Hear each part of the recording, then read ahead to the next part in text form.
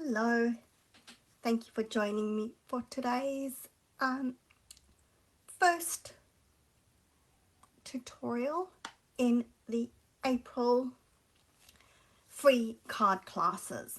Have you ever had that when you know what you want, you're thinking so much about what you want to say that you can't get the words out? Okay, let me try not think so much and I'll probably be able to talk easier. So this month we're going to be using the Meant to Be bundle, and the Cute as Can Be DSP, so that's the stamp set. These are the dies. Now the awesome thing about these dies is they have these hexagons. And when they cut, they'll actually cut an inside hexagon and the outside piece. And I meant to bring the piece that got cut off, but I didn't. And then we've got the Cute as Can Be DSP. Now, we have had this DSP before, but we had it when we still had Sweet Sorbet as one of the in colors. So, same designs, but they've swapped the Sweet Sorbet for Petunia Pop. So, absolutely beautiful. I love this DSP. I think I actually prefer it with the Petunia Pop. And love this bundle. We do still have the Be My Valentine bundle. Well, bundle, it's a stamp set with a bee builder punch, and that bee builder punch is sort of an in-between size. So you've got this big one and that small one, and the bee builder punch fits a middle one. So if you've got the punch, if you punch these, if you stamp rather the big bee, it will cut out the big bee, but it'll cut out some of it so that you don't have that white edge that you've got if you punch it when you've used the same size stamp or when you cut out the die. Okay, so after all of that, let's have the big reveal about the card that we're making today. That's going to be our card. And just because I didn't want to use any of these sentiments, they're too big to go with this card, I've just used the Happy Birthday from Attention Shoppers. I always need birthday cards, so that's perfect for me. Okay, now let's get started on making the cards. I haven't put the tutorial up yet, but it will go up very shortly. Now, sorry, dirty piece of grid paper, but I just wanted to show you. We're going to start by marking our pieces of DSP. If you're using non-directional DSP for this technique, then there's no issue. But because this is directional, we need to make sure that we're marking it on all four corners. Okay, so it doesn't matter whether you're using the inch side or the centimeter side. You're just making a mark at 1 inch if it's on the inch side. If it's on the centimeter side, you're using 2.5 centimeters. And you can do this with a ruler or on your trimmer, but it's just easy to do it on the grid paper. Alright, so apologies for this. This is one of those where, okay, see, too much talking. You need to be turning it. So I said to you, if it's directional, you need to make sure that you're marking all the sides, and went and did exactly what I've told you not to do. Alright, so lucky I realized that before I started putting things together. Okay, so now we need the third corner.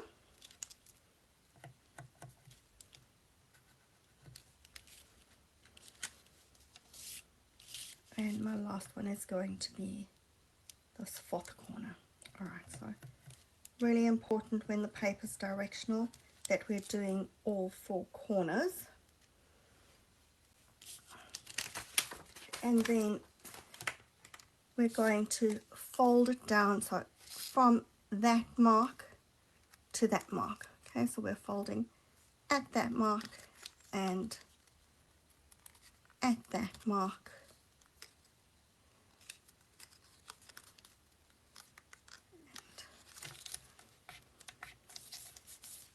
There we go.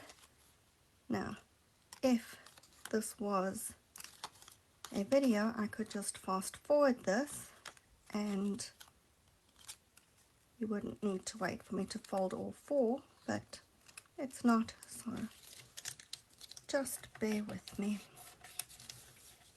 And I'm just putting them down like this so that I'm making sure as I go along that I actually have all four corners folded down, and that I've made sure to mark each side because I don't want to have a mess.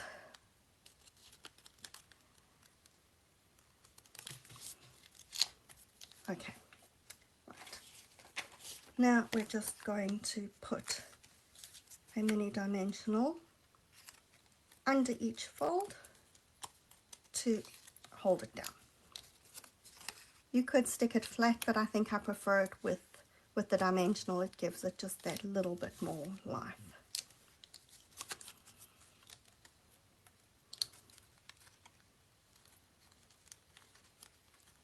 Oh goodness, except when these mini dimensionals are so small and my nails are getting probably a bit too long, so they're getting lost in my nails. Isn't that an exciting thing to have happen? Alright, there we go. And now we're going to take our card and glue these pieces of DSP to the front of the card. So this one just needs a bit of eyeballing and try and get it more or less. We want roughly the same amount of space top and bottom. Well, when I say top and bottom, I meant on either side, but then we also want roughly that same gap that we've got on the top and the bottom in between. I don't think I got it quite right on my sample, but it's alright. If it's not 100% accurate, nobody's really going to notice.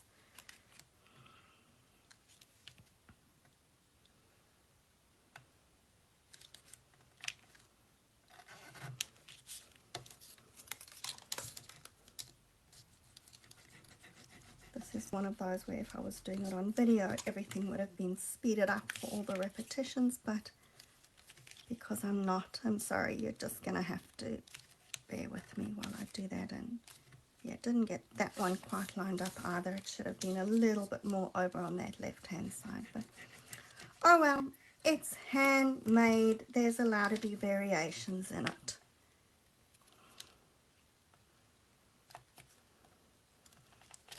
There we go.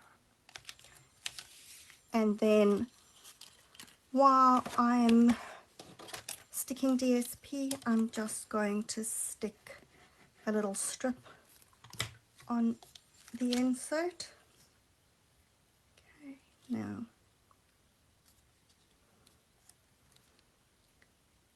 I'll just show you on my sample card. I actually used the stripy side just because where I cut the flowers it was sort of just stems with no flowers showing, so I thought that the stripy side looked better than the floral side, but I've just used the floral side here.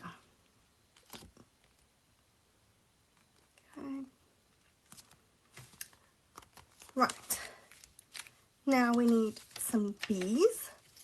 So just on some scrap paper we're going to stamp a body. Now I'm only stamping one bee because I actually have both my bees stamped and die cut, but just so that I'm stamping them that you can see what I do, we're going to stamp one body, and that's in Daffodil Delight. And then with my memento I'm going to stamp the stripes. Now the nice thing with these bees is they can go in whichever direction you like, so if you stamped it with the sting that side, you can cut it out that side, and then if you decide you want it flying the other way, you just have to turn it around. And we're going to stamp its face. This is my favorite part. I love stamping these bees' faces because it makes them look super cute. And then the wings for this one, I'm stamping in my Petunia Pop as well. And because this Petunia Pop is really bright or dark, inky, I'm stamping off and then stamping the wings. Okay, so now I don't think that I mentioned these bees I'm stamping are all the big bee. So I'm using the big bee body, the big bee stripes, and the big wings. And we're then going to die cut those. And we're going to die cut the antenna. And you actually get 2 antenna dies.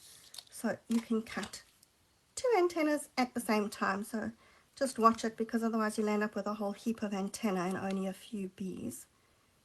So we're going to just stick that on. I always like sticking the antenna first, and then I go and stick the wings, because otherwise if I don't do that, then the antenna look odd where they're behind the wings instead of in front of them. There we go. And we have our 2 bees. And then I've die cut, this is that smallest hexagon, and I've stamped the happy birthday. So I want the hexagon to go onto the card with the points facing up and down. So all I'm going to do is just put a little bit of glue behind there. Try and position the happy birthday that it's against those points and somewhat in the middle. And then just trim off the overhang.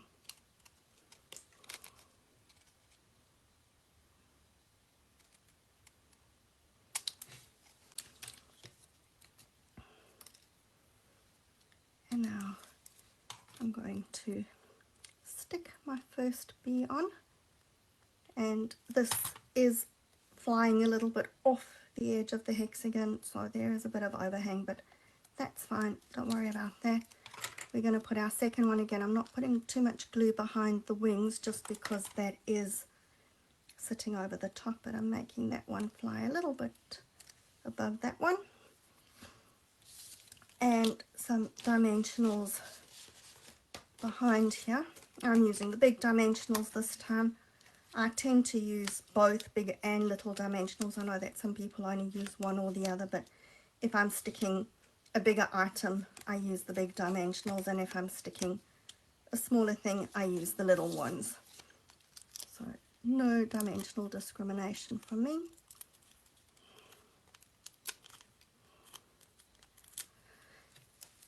There we go. So we're going to just stick that. I'm getting my points in line there. Okay. And then the perfect little trinkets for these bees, or to go with the bees, are the tiny bee trinkets. Now, I think I'm already on my 3rd pack of these, and there's 40 in a pack, so you know how many little bees I've gone through. I think my problem is that I can't just use one. I always have to use 2 or 3 of them. And I just put a tiny bit of the liquid glue behind my bee, and it does stick. You may just need to give it a couple of seconds for that glue to take hold, but it will stick.